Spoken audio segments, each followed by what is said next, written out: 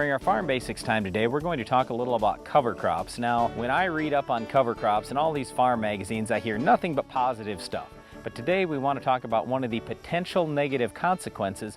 What happens with your cover crop next year? And specifically, should I terminate that cover crop this fall, or should I let it grow all the way into the spring? I don't think it's a negative thing, Brian. I think it's just a management decision that farmers have to make. And the tough challenge is, for quite a few farmers across the country, this is their first year of really doing a whole bunch of cover crop with some of the unplanted acres and so forth. But here's the reason why I bring it up as a negative. We have seen cover crops carried into the spring that deplete soil moisture, and now next year's crop is not as good as it should be. But the other thing is, like even on our farm, we had cover crop on our farm where it delayed our planting by a week. Okay, fine. That's fine. You can say that all you want. Yeah. But I know lots of farmers across the country that were excited to have cover crop growing in the spring because they had so much spring moisture that the cover crop actually sucked some of that moisture up. And they were like, wow, I actually got into the field earlier. Right, and this is the whole point. We're not saying there's a right or wrong answer across the board, but there is a right and wrong answer on your farm. And so we want you to consider whether or not you should terminate this cover crop this fall or let it grow into spring. All right, let's talk about this now. As we go further west and we get into areas that get less rainfall historically, like let's, for example, take central North Dakota. Farmers there like to kill the cover crop off in the fall because some of these cover crops can really linger quite a ways out there, maybe even out to Thanksgiving or beyond. Well, if you've got something still alive out in the field, that could create some challenges for you come next spring. You could have sucked more moisture out of the ground, like you mentioned, and set yourself up for a year where you could be stressed for moisture next year.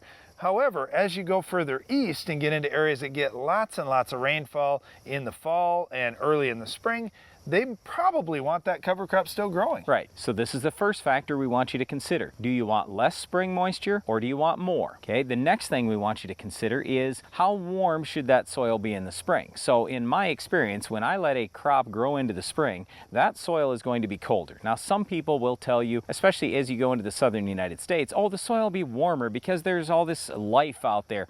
I have not found that to be true in the northern part of the United States. So if you need a warmer soil in the spring, you may want to terminate your cover crop in the fall and then either do full-scale tillage or at least do strip till, so at least in the rows your soil can be warmer next spring. All right, now when you mention the tillage, here's one of the things that I think about is the ground cover. If you didn't get enough growth in the fall, I know a lot of farmers that'll say, with my cover crop, if I don't get significant growth in the fall, I got it in kind of late, I want to let that grow into the spring and try and protect my soil as best I can. But if I got significant growth and say I'm a foot tall with some grasses or something in the fall, now I feel comfortable burning that off because I've got plenty of residue that I'll be planting into next spring and I don't have to worry about soil erosion. Right, so there are a lot of things we want you to consider here, but again, our big question of the day is, should you terminate your cover crop this fall? Should you let winter kill it off? Or should you let it grow into the spring?